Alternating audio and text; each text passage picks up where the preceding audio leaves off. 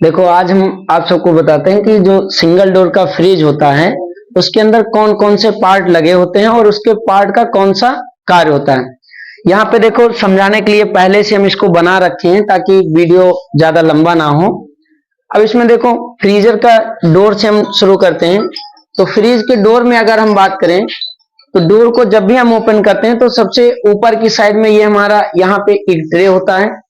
एक ट्रे हमारा स्पेशल इग को रखने के लिए होता है, जैसे अंडा वगैरह हमें रखना होता है तो इन सब के लिए पर्सनली जो है ये ट्रे लग करके आता है। उसके बाद में एक ट्रे के नीचे हमारा पनीर ट्रे होता है जिससे हम लोग पनीर वगैरह रखते हैं। उसके बाद उसके नीचे ये हमारा बॉटल ट्रे लगा हुआ है जिसमें हम लोग बॉटल वगैरह रखते हैं, जैसे पानी भरने के लिए आपका 1 लीटर का बॉटल हो गया या 2 लीटर का बॉटल हो गया। आवश्यकता अनुसार जो है हम बॉटल को इसमें रख लेते हैं। इसके बाद देखो, डोर में एक हमारा यहाँ पे डोर लॉक लगा होता है, इसमें हम लिख भी दिए यहाँ पे डोर लॉक।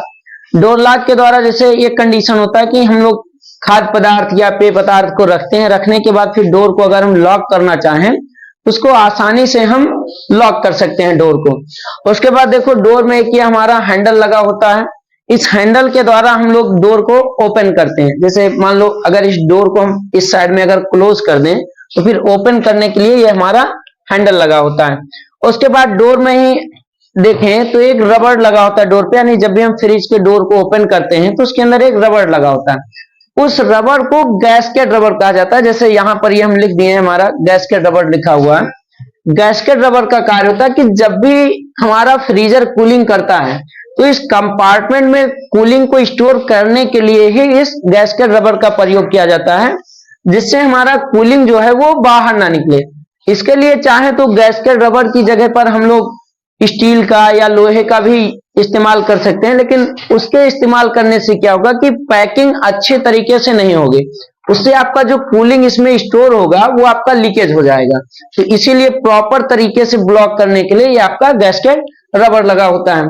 इसके बाद अब अगर हम फ्रिज के कंपार्टमेंट में बात करें तो सबसे ऊपर की साइड में यहाँ पर, यानी फ्रिज में आप देखेंगे सबसे ऊपर हमारा फ्रीजर लगा होता है। मेन कूलिंग का काम हमारा इसी फ्रीजर के अंदर होता है। फ्रीजर का कार्य होता है, जैसे सपोज मान लो अगर हम लोग खाद्य पदार्थ को रखते हैं फ्रिज के अंदर तो खाद्य पदार्थ से ये गर्म उष्मा को अपने अंदर एब्जॉर्ब कर लेता है, यानी अवशोषित कर लेता है और कूलिंग उत्पन्न करने का कार्य करता है। उसके बगल में अगर एग्जैक्ट जस्ट राइट साइड में अगर हम देखें तो एक हमारा स्विच लगा होता है जिसके द्वारा कूलिंग को हम लोग कम ज्यादा करते हैं। इस स्विच को थर्मोस्टेट स्विच कहा जाता है। Thermostat switch. अब इस थर्मोस्टेट स्विच के द्वारा आवश्यकता अनुसार, जैसे ठंडी के मौसम में हमें कम कूलिंग चाहिए होता है तो हम कम पे सेट कर लेते हैं, या गर्मी के मौसम में हमें ज्यादा कूलिंग की आवश्यकता होती है फ्रिज के अंदर तो हम लोग ज्यादा पर सेट कर लेते हैं, या बरसात के मौसम में हमें मीडियम कूलिंग की आवश्यकता होती है तो हम लोग मीडियम पर सेट कर लेते हैं। इसी स्विच के द्वारा हम लोग देखें तो एक पाइप निकल करके हमारे फ्रीजर के अंदर यानी पीछे की साइड में सबसे नीचे लगा होता है। इस पाइप के द्वारा ही ये स्विच सेंस करता है कि हमारे फ्रीजर में कितने डिग्री तक का तापमान कूलिंग हो जा चुका है, या जितना कूलिंग हमने दे रखा था उतना कूलिंग हमारा अभी हुआ है कि नहीं हुआ, उसको सेंस करने का कार्य ये हमारा पाइप करता है। उसके बाद अगर हम फ्रीजर के एग्जैक्ट नीचे ट्रे की बात करें तो ये हमारा चिलर ट्रे होता है। जैसा कि यहाँ पे हम लिख रखे हैं चिलर ट्रे। चिलर ट्रे का कार्य होता है, जैसे फ्रीजर के अंदर कुछ भी अगर हम सामान रखते हैं ठंडा करने के लिए या आइस को बनाते हैं तो आइस बनने के बाद फिर उसमें से कुछ नमी भी निकलता है, जैसे पानी की तरल मात्रा में होता है, तो उस पानी फ्रिज के अंदर बॉडी में ना गिरे इसके लिए हम लोग जो है चिलर ट्रे का यूज करते हैं। इस चिलर ट्रे में नीचे की साइड में एक छोटा सा पाइप निकला होता है। इसके द्वारा क्या होता है कि पानी जब जैसे फ्रीजर का जो पानी निकला वो आपका यहाँ चिलर ट्रे में आता है और चिलर ट्रे के माध्यम से फिर ये इसमें आ जाता है, छोटे से पाइप में आता है। फिर आप चिलर ट्रे के नीचे आप बॉडी में देखेंगे फ्रिज की जो बॉडी होता है पीछे की साइड में, तो यहाँ पर आपका एक डीप ट्रे लगा होता है। जैसे यहाँ पर ये हम डीप ट्रे लिख दिए, ये हमारा डीप ट्रे लिखा हुआ। डीप ट्रे से आपका फ्रीजर का पानी चिलर ट्रे में आता है, फिर चिलर ट्रे का जो पानी होता है वो आपका डीप ट्रे में आता है। फिर डीप ट्रे से क्या होता है, डीप ट्रे का जो पानी होता है वो आपके पाइपलाइन के माध्यम से होते हुए आप पीछे की साइड में देखेंगे एक छोटा सा मोटर लगा होता है, उसी के ऊपर एक ट्रे लगा होता है, उसको हम लोग बेस ट्रे कहते हैं। उसी बेस ट्रे में ये सारा पानी हमारा जा करके स्टोर होता रहता है। उसमें स्टोर होने की वजह से जो इसका जो पानी होता है फ्रीजर का, वो हमारे फ्रिज के अंदर नहीं आता है। अगर ये ट्रे नहीं लगा होगा तो पानी जो फ्रीजर का होगा वो हमारे फ्रिज के अंदर आने लगेगा, यानी डोर को जैसे हम ओपन करेंगे तो पूरा पानी आपका ऊपर से लेकर के नीचे तक पूरा पानी पानी हो जाएगा। इसीलिए जो है ये डीप ट्रे लगा दिया जाता है, जिससे पानी आपका बाहर एक पाइपलाइन के द्वारा जाता रहे। उसके बाद आप देखेंगे फ्रिज के अंदर एक बल्ब लगा होता है, जिसको हम लोग डोर बल्ब कहते हैं। इस बल्ब का कार्य होता है, जैसे सपोज मान लो कि अगर हम लोग रात के समय में या कुछ अदरवाइज ऐसा हुआ रूम के अंदर लाइट ना हो, तो अगर हमें खाद्य पदार्थ को निकालना है या पेय पदार्थ को, तो फिर हमें या तो टॉर्च की आवश्यकता होगी या अदरवाइज और भी कई चीजें होती हैं जिससे लाइटिंग कर सकते हैं। लेकिन अगर हमारे पास कुछ भी ना हो तो डोर को हम ओपन करते हैं तो ये हमारा डोर बल्ब जलने लगता है।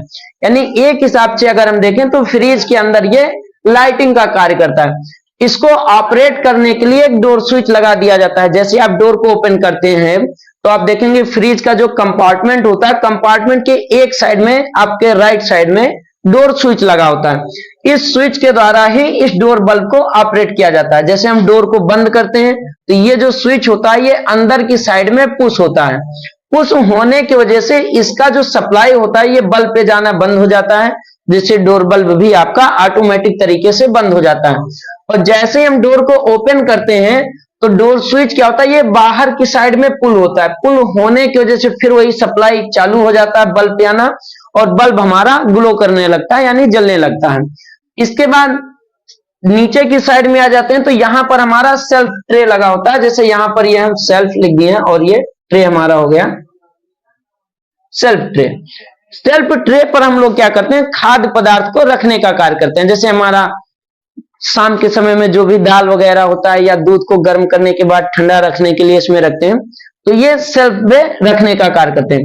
कुछ फ्रिज में ये हमारा ग्लास का बना होता है यानी शीशे का लगा होता है, कुछ फ्रिज में ये जाली का लगा होता है।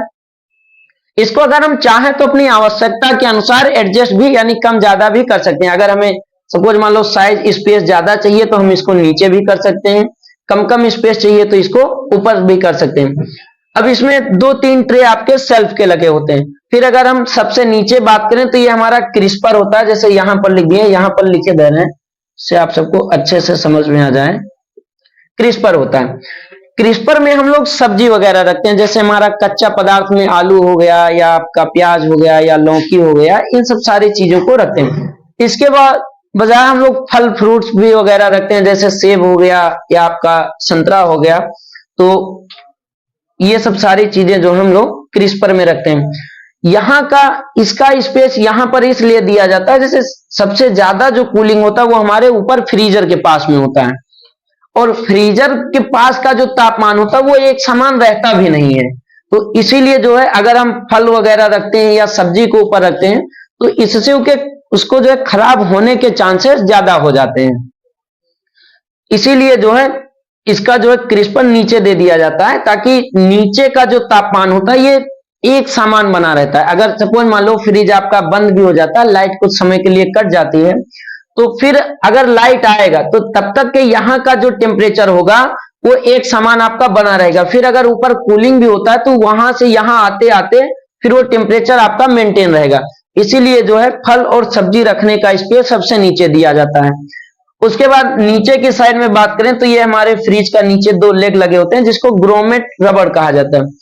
आगे की साइड में 2 रबड़ लगे होते हैं, जिससे फ्रिज वगैरह अगर सपोज मान लो हम लोग फ्लोर पे यानी फर्श वगैरह पर रखते हैं तो नीचे जंग ना लगे, इसके लिए ये 2 पैर लगे होते हैं। पीछे की साइड से अगर हम बात करें तो पीछे लोहे का सपोर्ट लगा होता है, जिसकी वजह से फ्रिज हमारा फर्श से थोड़ा ऊपर होता है। तो ये हमारे सारे फ्रिज के अंदर के पार्ट हो गए जो भी लगे होते हैं।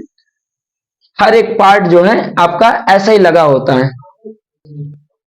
अब ये तो हम लोग जान ही गए होंगे कि मतलब फ्रिज के अंदर कौन सा पार्ट लगा होता है और पार्ट का क्या नाम होता है। कूलिंग भी होता है इसके अंदर, तो अगले वीडियो में हम आप सबको बताएंगे फ्रिज के अंदर आखिर कूलिंग क्यों होता है और कौन सा ऐसा पार्ट लगा होता है जिसकी वजह से हमारे फ्रिज के अंदर कूलिंग होता है।